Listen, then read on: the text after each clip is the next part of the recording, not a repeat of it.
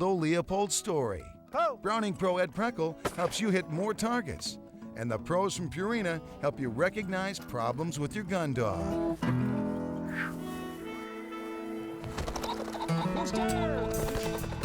It's time for Pheasants Forever Television, celebrating America's ringneck pheasant. Hunt him up. Come on, hunt him up. Be ready.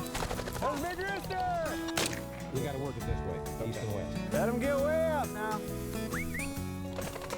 Rooster! Way to go. Way to go. Hi, everybody. I'm Ron Shera. Welcome to the show. You know, pheasant hunters come in all different sizes and shapes, and you'll know what I mean when you meet Amos Garrett from Alberta, Canada. Now, the cackle of a pheasant is like music to his ears. Our man afield, Bill Shirk, has the story.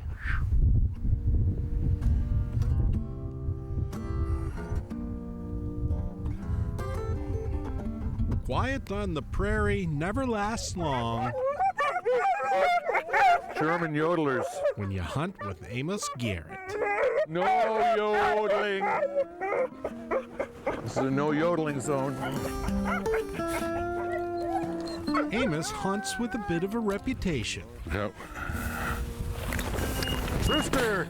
That is a good thing. On film, that's going to look like I shot him. Yeah, it would be good.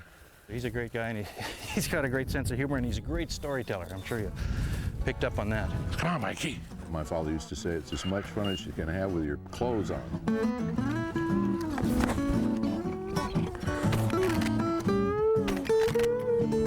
What makes me tick? Well, a day like this, snowbirder makes me tick. As a member of Pheasants Forever Calgary, the guy in the tweed hat spends fall days in search of Hungarian partridge and pheasants. If you've never eaten a Hungarian partridge before, Oh, there go some birds. properly called the European gray partridge, incidentally, it's a treat. I mean, it's up there with pheasants and quail. Amos lives for upland hunting, but it is the second of his two loves. Just listen.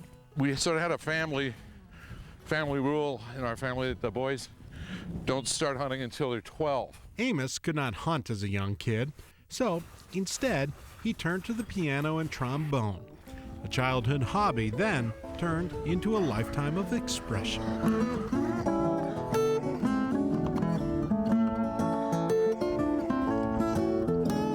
You see, many music critics consider Amos to be one of Canada's most talented guitarists. You've probably heard his work and don't even know it. Stevie Wonder said it was the second best instrumental solo in the history of rock and roll.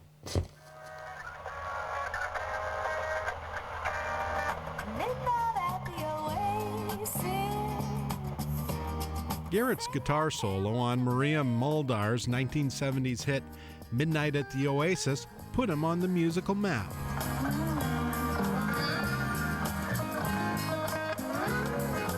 Over the years, he toured and recorded with names like Anne Murray, Stevie Wonder, even Bonnie Raitt. His guitar work even earned him Canada's celebrated Juno Award for music. Funny thing is, even while on the road, Amos still found time for his other passion, the outdoors. I consider myself a lucky person. I don't have a 9-to-5 day job. I don't have to work Monday to Friday. She's got something going. Evening gigs leave Amos all day to do what else There goes the Huns. but hunt. Fetch him up, all the way. It's a passion he loves to share. That's a 10 out of 10 right there. He started out as my hero and then became my friend, which is a pretty neat thing. Outdoor writer Jim McLennan and Amos spend a lot of time together, sharing the outdoors and music. There's almost nothing better in hunting with another hunter or fisherman that you really respect and really admire. For Amos Garrett, That is a heck of a hunt. life appears pretty good these days. Hunting's fun, huh? Yeah, and they're getting bigger every year. And the funny thing, out here in the field, Amos hears no music at all. Just the way he likes it. there's a blissful silence. And there's a silence, the silence is so loud, it's almost deafening sometimes. I love that. I play the guitar. I hunt, fish, I cook, I garden, I train dogs. That's enough for me. Yeah. Oh! Up next, Browning Pro Ed Preckle hands over his best tips to help you hit the mark on straightening shots. We're off to Michigan to brave some winter weather and the wit of the Salvage Sisters. Sweet. Later, learn a little something about recognizing problems with your dog in the field. And we take a look at the life of writer and conservationist Aldo Leopold. Pheasants Forever Television, brought to you by Gander Mountain, We Live Outdoors, and by South Dakota Tourism. Plan your South Dakota pheasant hunt with online deals at TravelSD.com.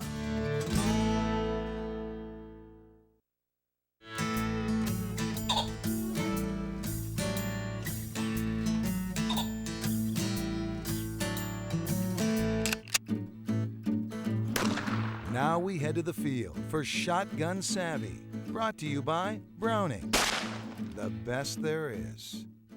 Hi, I'm Ed Preckle with Browning and Top Gun Shooting Sports. You know, when you're out in the field pheasant hunting, there's several different types of shots that you encounter. One of those shots is the quartering shot.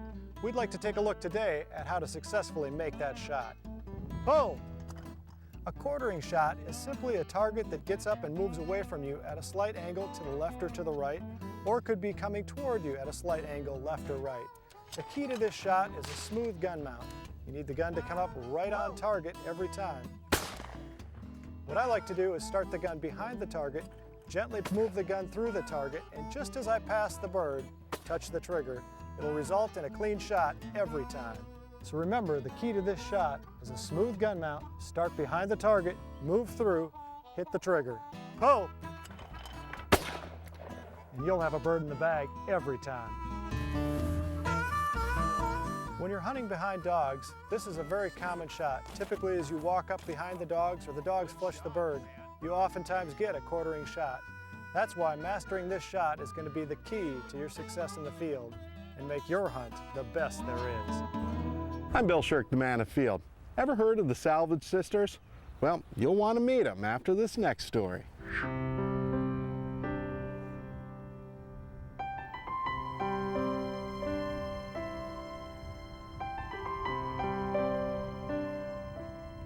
We dream of the field, snow, cold, and more pheasants than a guy can count. The snow is picking up. But while we play, reality hits out behind a rural North Branch, Michigan home, where Pam Frampton and Shelley Greshaw grind away their winter hours. During our peak season, we're out here several days a week at least, and 6-8 hours at a time. Out in all this for what?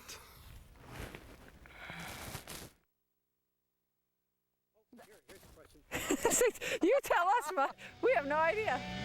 Meet Michigan's metal artists.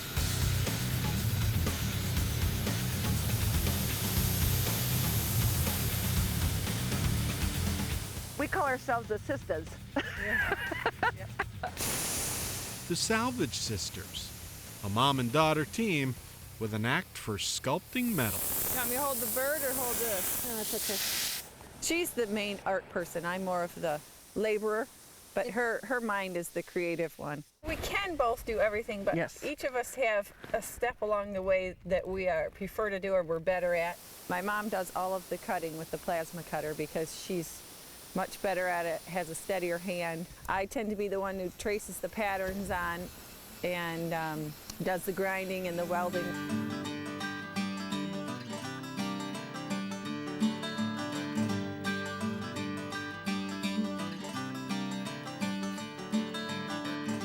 They use a lot of junk steel. They cut two-dimensional works, and then Pam gets out the torch. We do a lot of flat things, but I have started to do more and more of the heating of the metal to make it more artsy. So I heat the metal so I can bend it to make the leaves look more realistic. We're very crafty, artsy, that sort of thing, so there's always some sort of project going on. And the Salvage sisters have a passion for, what else but ringneck pheasants. I'm happy. Not only do they grind out pheasant art, 600 out of number 7. but each year their work shows up at Pheasants Forever banquets. They donate pieces to raise money for Habitat. You really have to like what you do in order to do that, and both of us do. Why? Well, several reasons. For one thing, sheets of steel get darn heavy. 2, It's very dirty, it's very hot, and it's very physical. oh, and the other reason might be, well, this time of year, they have to work in their big winter boots. And in the summertime, when it is just beastly hot and we're working with all this hot stuff, we think, we have to be crazy to be doing this. The only time we can't work is in the rain because I work with 220 electricity. We've gone through some volunteers and or paid people because it's too much work.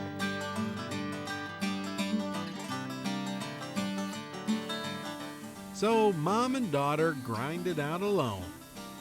Thing is, that may just be the way they like it. We're very small time and enjoy having our hands on each individual piece. I'd say she's finished. We have a lot of fun.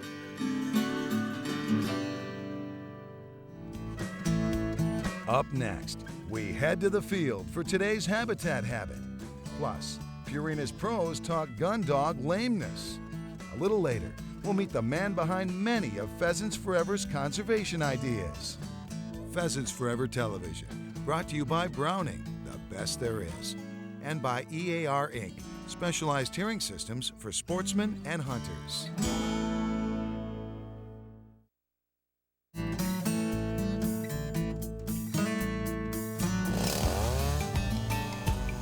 Habitat Habit, brought to you by Echo Outdoor Power Equipment.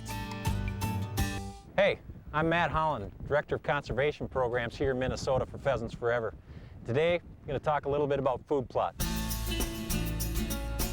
Food plots are fields planted to grains and left for wildlife during winter. And the key about food plots is making sure they're in the right location to provide the maximum benefits to your wintering birds. Food plots placed in the right location can have great benefits to reducing mortality through the winter and increasing the condition of birds coming into spring and reproductive season. Food plots, conversely, placed in poor locations can actually hurt your pheasant populations by holding those birds into marginal cover and exposing those birds to more predators and significant weather events. Food plots should be located immediately adjacent to the best winter cover. And these areas are typically wetlands, dense herbaceous cattail cover, or woody cover plantings. Food plots can be planted to corn, beans, sunflowers, but the more important aspect is not the type of food that you plant, but the location to make sure that you're getting the benefits out of the food plots and you're bringing more birds into spring to reproduce. Purina presents Gun Dog Savvy. Purina, fuel the champion within. Harley, this morning while I was running the dogs, I noticed a little lameness in Suede. What did you see, Bob? Well, compared to the other dogs I ran, an English pointer earlier, she reached and had a nice fluid motion. Suede, where he was a little shorter in his stride and actually seemed that maybe the left front was being favored. Okay. When I evaluate dogs for lameness, the first thing I like to do is have the dog walk in short circles, first clockwise and then counterclockwise. They'll bear more weight on that inside leg. It's easier for me to pick up where they're sore. Then what I like to do is take a look at the dog and look for symmetry of their muscles. Make sure that everything looks the same on both sides. Then I go through all the joints, checking for a normal range of motion, any signs of heat or swelling or pain. And I do that starting at the neck, moving down to the shoulders, the wrist, check the foot out completely, then move down the back, pressing down, looking for resistance or pain. Then I turn the dog around and evaluate the rear end, and it's important to evaluate both ends because what you may see as a front end lameness may be compensation for something in the rear. Check the knee, Achilles tendon, the ankle, and then go through the foot again. So our best advice then is if you see a lameness or a problem like that, just stop the dog and get to a veterinarian. Absolutely. If you don't stop right away, you run the risk of making the injury worse. If you get the dog to your vet right away, very likely with just some rest and a little bit of help, the dog will be fine. If you continue to work the dog, you may end up with a chronic problem and maybe even arthritis. Still ahead, we're off to the shack, home base for conservationist Aldo Leopold. Pheasants Forever Television, brought to you by Purina, fuel the champion within, and by Echo Outdoor Power Equipment. Tough guys need tough tools.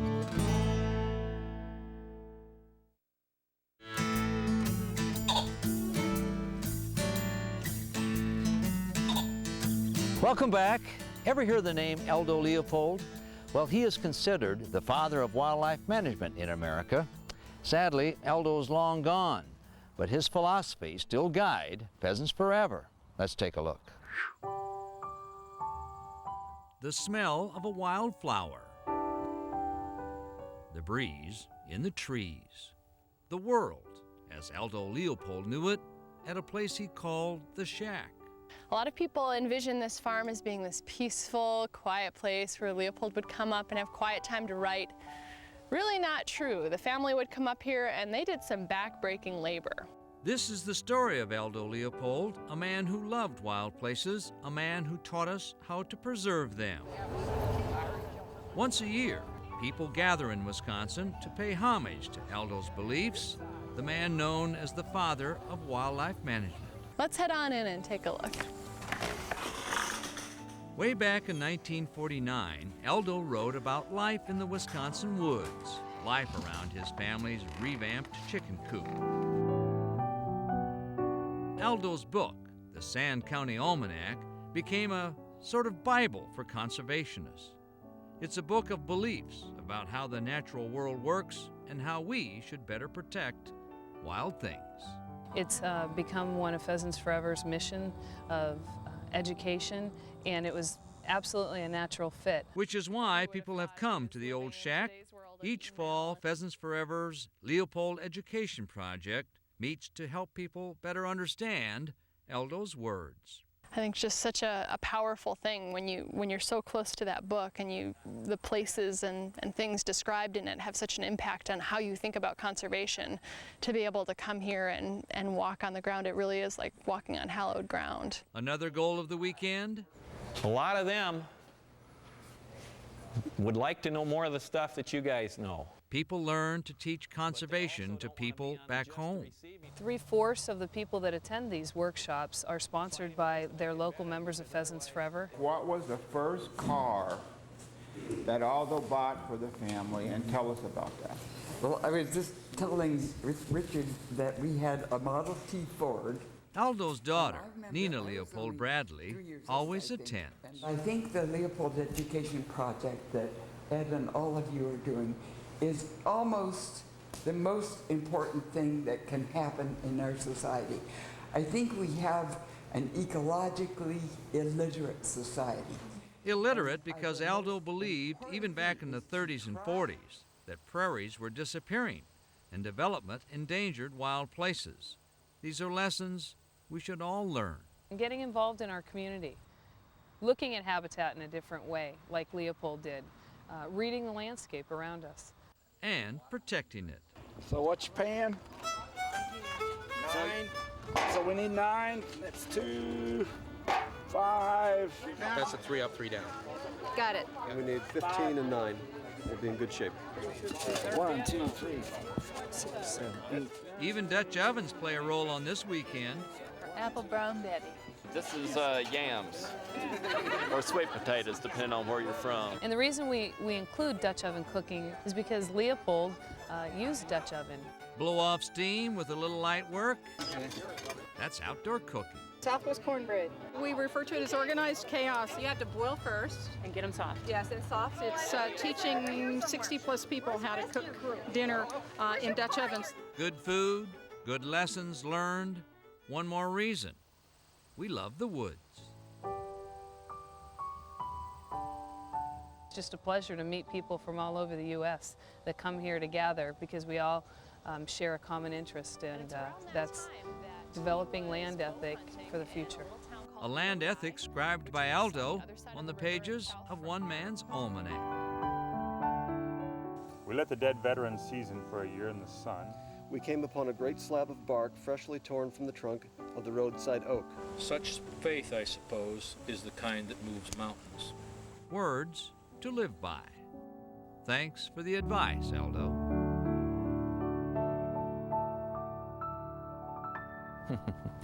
You know, I still remember the first time I read his book, Sand County Almanac. Well, once again, we've come to the end of the field. Remember, take a kid hunting.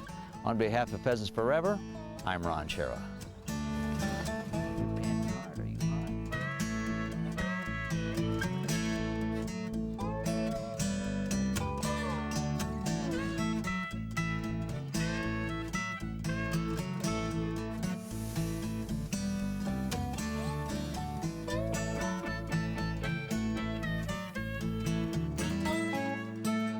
Pheasants Forever. That truly is our goal. Join us.